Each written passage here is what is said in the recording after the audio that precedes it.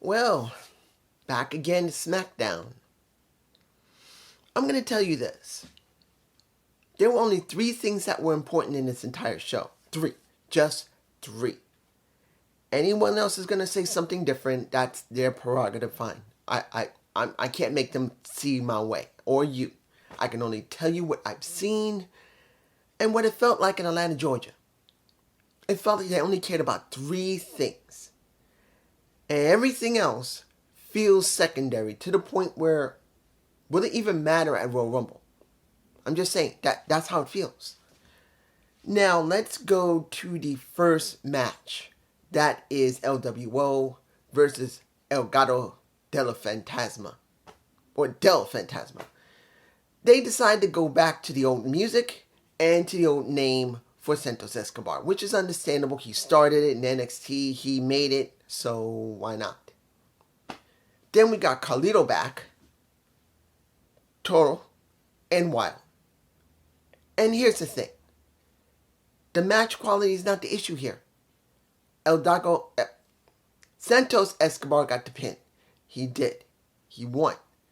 And now they're going to have a match next week, supposedly, when it's between him and Carlito, which should have happened on a pay-per-view. I'm saying it right now. They're now doing a match that should have been on a pay-per-view, but nobody wanted to do it. So now they're just going to throw it on the ordinary Smackdown because Carlito wasn't there. Either because he was sitting in the back and they didn't want to use him. 2, he was hurt. Maybe. I don't think he was that badly hurt. I didn't see any report that Carlito was just out for several weeks because he was badly hurt. Or 3, simply put, no one cared. It wasn't just because he was in the back. No one thought about it. No one cared. So what I see here was a good match between the six people there. Delgado del Fantasma and LWO. But what do you really get? Do you actually get a feud that means something? No. Ray's not there. He's still recovering. Could you have done something with Carlito and Santos Escobar? Yeah. And they should have. But then there was no Carlito. Then you decided to do something with Dragon Lee. Where's Dragon Lee? Nowhere. He wasn't even at ringside. Where was he? It was just Zelina Vega. Isn't Dragon Lee on the roster? Isn't he considered a member of LWO? Why didn't he come out? No sign of him. So we got now 7 guys, let's be honest, with Dragon Lee. Not even talking about Ray. And you don't have anything for them to do except throw matches at each other. And now, instead of making Carlito, who's one of the oldest ones there, who's been on the roster, other than Ray, he's not there. They tried to make it mean something between Ray, Carlito, and Santos Escobar, and it's gone nowhere. Now they're going to do a match which should have been at a pay-per-view, which should have meant something, because Carlito and Ray known each other for so long. Carlito cared about Ray. Ray cared about Carlito. Santos got mad. He got rid of Carlito, messed up Ray, and got rid of him. But now there's no steam behind it, so over. Next. This was one of the things they focused on. Pretty Deadly versus Tyler Bates, and this is his debut. Let's be honest here. If Vince was there, do you actually think that a Tyler Bates would get that debut? No, he would not. So seeing there was fine. But now, no more Butch. So that means the Brawling Brutes are done. That means whatever's going on with Sheamus means nothing now. So when Sheamus comes back, if he comes back, he will not be in the Brawling Brutes because there are no Brawling Brutes. It's going to be about Sheamus, just like it's about Rich Holland on NXT. And now the returning Pete Dunne. He's no longer Butch, he's Pete Dunne. Looks a little more aggressive, but honestly, he's still exactly the same. No build up into it. Just that one segment with Tyler Bates to make him say, I need to be something more. No montage about him deciding to change. Just that one little bit, I'm going to be blank. And now we get this. Now, mind you, match was fine. People liked it, at least from whatever pops are being done in that place. If it's not just ordinary pops, they crank the pops up a lot more. And maybe added a smidgen in. But in the end, Pete Dunne won. He won. But now what? You make this so important that Pete Dunne has to change his name. He's now changed his name. He's now Pete Dunne again. I know the Slick Daddy and JD are going to be so happy. But what now? What now? Are they in the tag division? Yeah. Will they mean anything? I don't know. Because they never book British wrestlers very well. Look at Pretty Deadly. They don't book them very well. The Brawling Brutes, they did a decent job, but Sheamus was a part of them.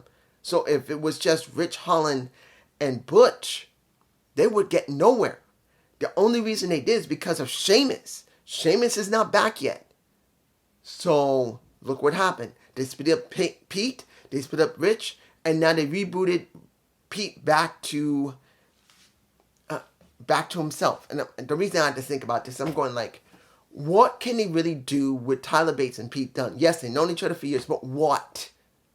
Does that mean they're going to be doing anything with the tag champions? Really?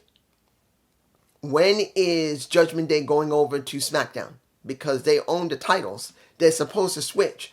When was the last time you saw Judgment Day on SmackDown? They should be over there because they are supposed to be tag champs to go between NXT and well, not NXT. Generally speaking, NXT's got its own titles. They should merge them and let Judgment Day go from NXT, SmackDown, and Raw, but you know what I mean. Let's move on. Next. The Women's Tag Championships. Carter and Chance versus the unholy union of Alba Fire and Isla Dawn. Two women that we have not seen for... I do not even remember the last time I saw them. How many months has it been since they dropped those damn titles and have been in the back? Maybe we've seen them maybe done one or two vignettes. Maybe once they were on the roster and then was having one match. And if they've been working on, if anybody says, oh, they've been on Main Event. Who the fuck watches Main Event? I don't. And I'm sure most of WWE doesn't either.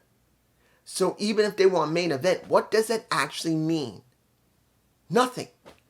No build between Carter and Chance. Dealing with Alba Dawn. Dawn, Fire, done nothing. They didn't deserve a title match. There's been no build for a title match. Damage Control, they haven't done anything.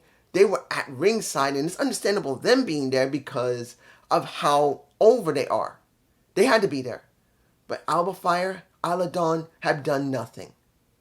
I'd rather seen Indy Hartwell and Candice LeRae back there again.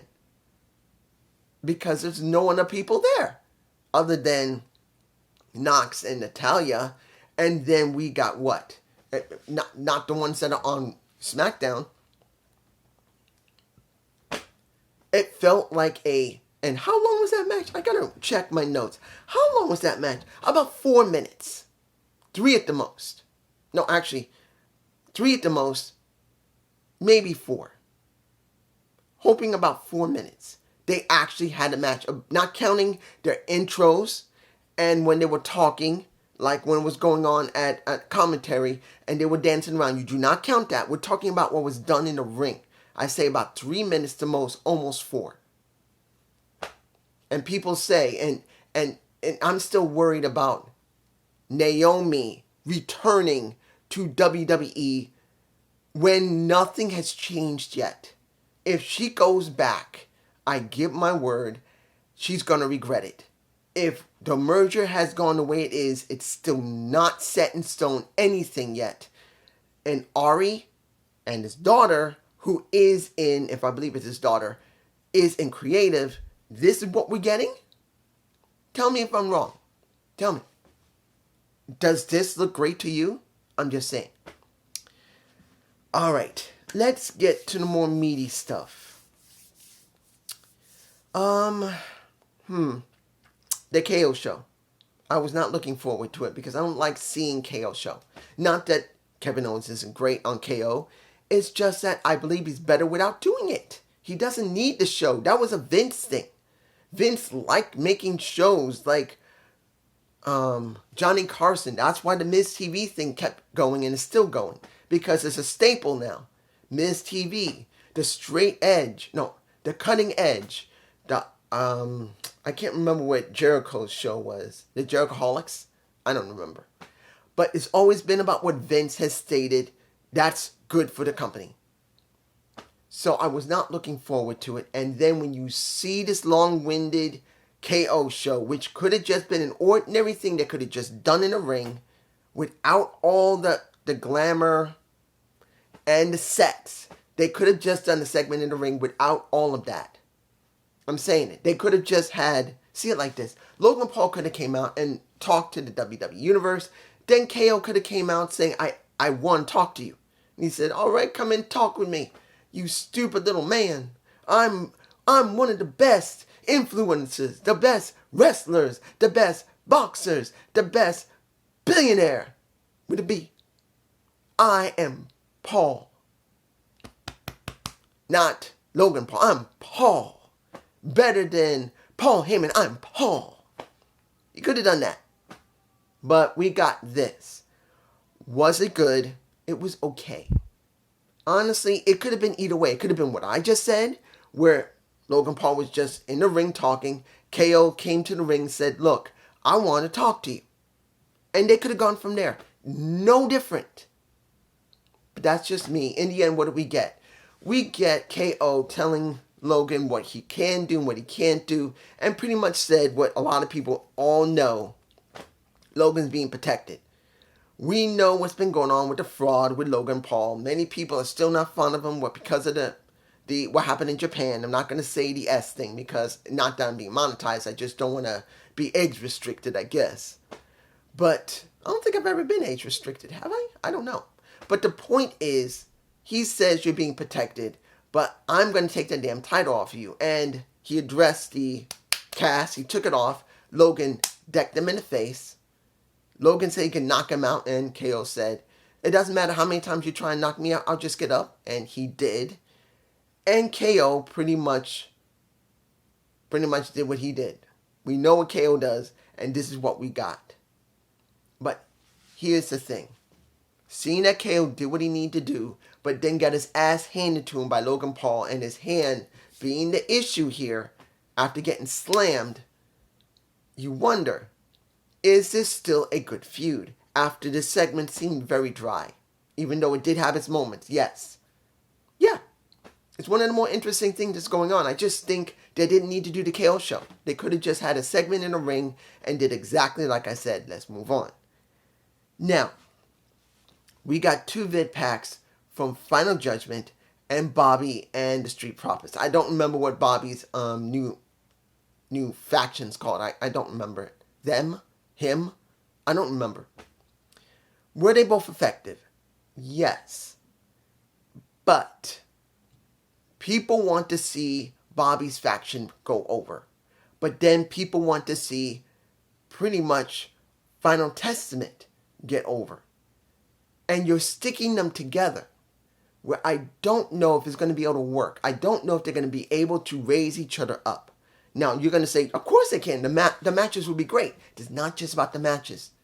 They have to book this where it's more about their characters getting over than just the damn matches.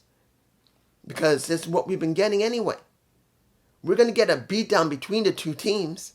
The question's going to be, what will make it defined enough that when they split up, Final Testament is going to get somewhere, and Bobby and the Street Profits are going to get somewhere where they really need Bianca Belair. But I don't know if they're ever going to break her off and make her a heel. I don't know. But you get my point. It's got to be something that will show that Karrion Kross, next to Paul Ellering, can talk for the team. And we know Bobby's talking pretty well. Angelo Dawkins is not that bad, but I do believe Montez Ford is a much better talker than Angelo or Bobby. He just is, but he doesn't really go that far because he's not the boss. He's not the one who leads. It is Bobby. So Angelo does his bit. It's not very much. Montez does a good job, but he's got to hold back because Bobby is the leader.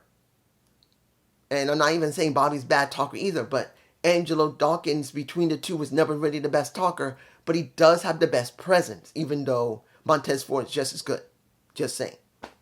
Now,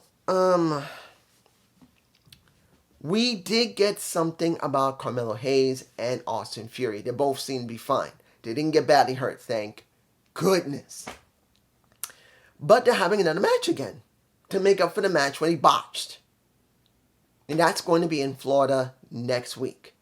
And that was set up by Grayson Waller.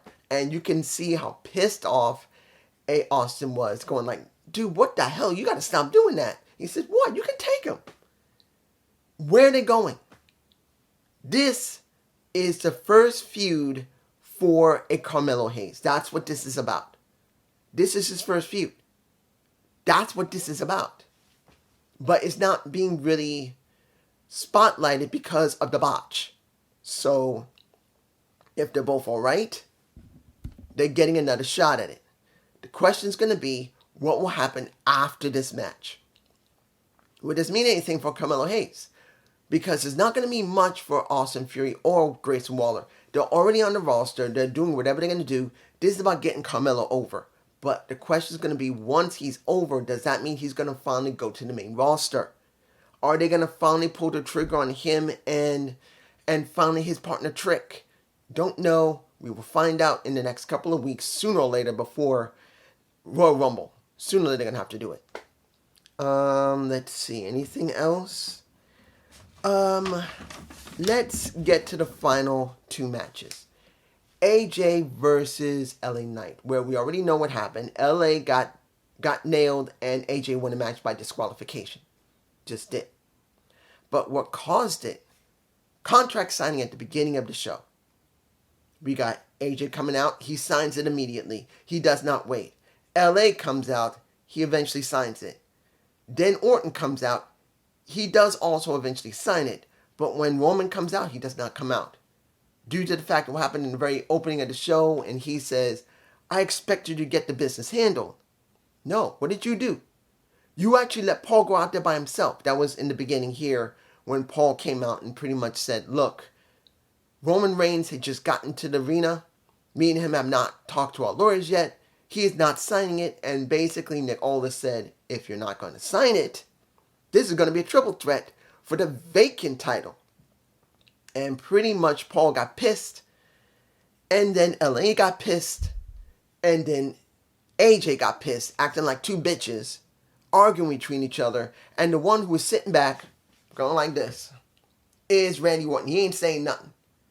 The only thing he did was step right next to a Nick Aldis when Paul said, I will say at least you are dressing pretty well. You are basically copying me. And you can see Randy going.